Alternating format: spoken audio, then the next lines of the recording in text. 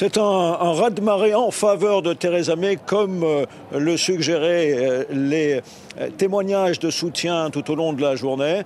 Évidemment, beaucoup de bruit pour rien. Finalement, Theresa May va pouvoir retourner à Dublin, tenter d'obtenir quelques concessions supplémentaires pour son accord. Désormais, on sait que la droite de son parti, les partisans du Brexit extrême, voulaient marquer le coup, se servir de cette annulation du vote des députés lundi. Et donc, ils ont décidé de lancer cette fronde. Finalement, ils font chou blanc.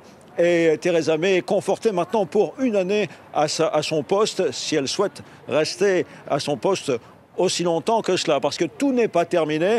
Ça, c'était le parti conservateur, et bien sûr la droite de son parti, elle a gagné, mais désormais le plus difficile reste à faire. Il lui reste à retourner voir les partenaires européens, essayer d'obtenir un protocole pour rendre admissible à ce même Parlement, mais cette fois non seulement les conservateurs, mais surtout l'opposition, son compromis, son acte de divorce qui n'est pas admissible pour plus des 2/3 des députés pour l'instant. C'est pour ça que le vote a été annulé, enfin il a été repoussé. Il devra intervenir entre aujourd'hui et le 21 janvier.